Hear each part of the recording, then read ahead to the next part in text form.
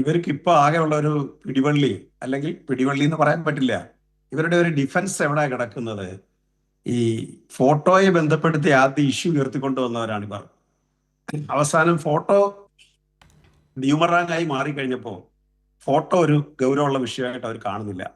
എനിക്ക് ഇതിനൊക്കെ ഇടയ്ക്കുള്ളൊരു ആനുഷംഗികമായി പറയാനുള്ളത്, ഈ വി ഡി സതീശൻ, കേരളത്തിലെ പ്രതിപക്ഷ നേതാവ് പ്രിയപ്പെട്ട ശ്രീ വി ഡി സതീശൻ ഇപ്പോ ഈ എനിക്കൊപ്പം ചിലപ്പോ ഇങ്ങനെയുള്ള ഒരു കണ്ടേക്കാന്ന് ആവർത്തിച്ച് പറയുന്നുണ്ട്. വി ഡി സതീശൻ എന്ന് പറഞ്ഞാൽ അദ്ദേഹം ഈ ഉണ്ണികൃഷ്ണൻ പോറ്റി ആയിട്ടുള്ള അദ്ദേഹത്തിന്റെ ഫോട്ടോയും പുറത്തു വരാനുള്ള അത് ശ്രീ പി കെ ഗോപൻ, എനിക്കത് കൃത്യമായി ഓർമ്മയില്ല. അതായത് സമാനമായ ഏതോ ഒരു കേസിൽ വി ഡി സതീശനോടൊപ്പം ഇങ്ങനെ ഒരു പ്രതി നിൽക്കുന്ന ഒരു ഫോട്ടോ ഒരു ഘട്ടത്തിൽ പുറത്തു വന്നിരുന്നു. അതുവരെ ആ ഘട്ടം വരെ ഏത് ഫോട്ടോ കണ്ടാലും ചാടിക്കേറി പ്രതികരിക്കുന്ന വി ഡി സതീശൻ ആ ഫോട്ടോ പുറത്തു വന്ന ഘട്ടത്തിലാണ് ആ വിഷയത്തിലെ നിലപാട് ഇങ്ങനെ ട്വിസ്റ്റ് ചെയ്തത്. ഏതാണെന്ന് എനിക്ക് ഇപ്പോൾ കൃത്യമായി ഓർമ്മയില്ല.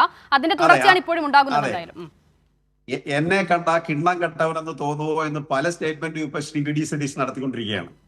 അപ്പൊ ഇവരിത് ആവർത്തിക്കുന്നത് എല്ലാവർക്കും മനസ്സിലാവുന്ന ഒരു കാര്യം, കേവലമായ ഫോട്ടോ സോണിയാഗാന്ധിയായിട്ട് എടുത്താൽ നമുക്ക് തർക്കമില്ല.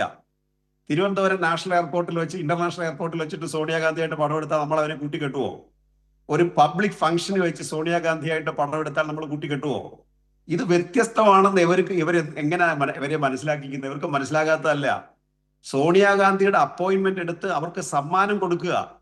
സമ്മാനം കൊടുക്കണമെങ്കിൽ ഇസർ കാറ്റഗറി സെക്യൂരിറ്റി കടക്കാതെ സമ്മാനം കൊടുക്കാൻ പറ്റുമോ? എന്ത് സമ്മാനമാണെന്നുള്ളത് സെക്യൂരിറ്റിക്കാരെ ബോധ്യപ്പെടുത്താതെ കൊടുക്കാൻ പറ്റുമോ? അപ്പൊ സമ്മാനം കൊണ്ടല്ലേ ചെന്നത്? ഒരു തവണയാണോ ചെന്നത്? പോയി കൊടുത്തതാരാ? ബെല്ലാരിക്കാരനായ ഗോവർദ്ധന. ബെല്ലാരിയായിട്ടുള്ള കണക്ഷൻ ക്ലിയർ ആണല്ലോ. സോണിയാഗാന്ധി അവിടെ MP ആയിരുന്നു. ബെല്ലാരിക്കാരനായ ഗോവർദ്ധൻ, അതായത് കട്ട മുതല് തൊണ്ടി മുതൽ വാങ്ങിയെടുത്താണ് ഉണ്ണികൃഷ്ണൻ പോറ്റി ചരട് കൊടുക്കുന്നു.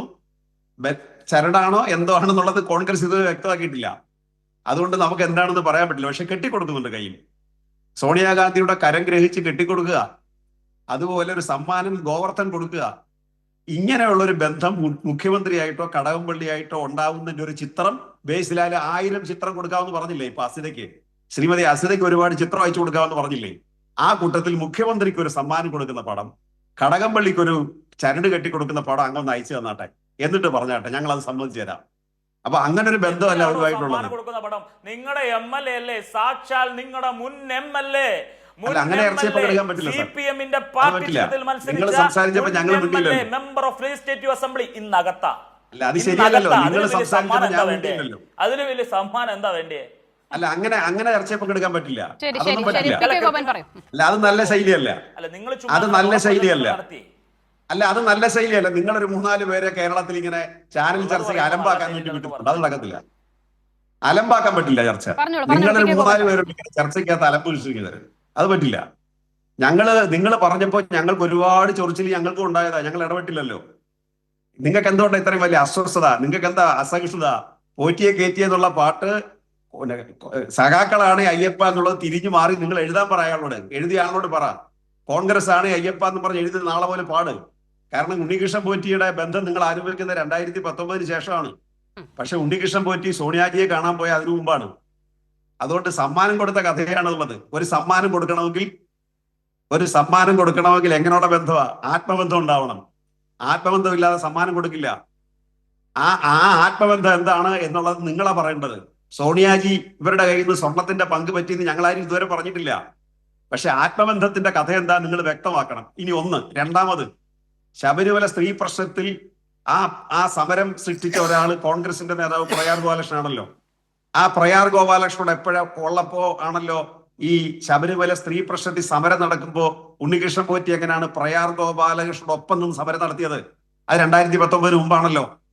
അപ്പൊ ഉണ്ണികൃഷ്ണൻ പോറ്റിയെ കയറ്റിയത് ആരപ്പ? സഖാക്കളാണ് അയ്യപ്പ എന്നുള്ള തിരുത്ത് നിങ്ങൾ. പോറ്റിയെ കയറ്റിയത് ആരപ്പ എന്നുള്ളത് മാറ്റിയിട്ട്, സഖാക്കളുണ്ടെന്നുള്ളത് മാറ്റിയിട്ട് നിങ്ങൾ തിരുത്തി പറ. 2019 മുമ്പ് ശബരിമലയിൽ ഉണ്ണികൃഷ്ണൻ വിളയാടിയിരുന്നത് ആരുടെ കാലത്താന്ന് പറ. അതാണ് നമ്മൾ പറയുന്ന പ്രശ്നം.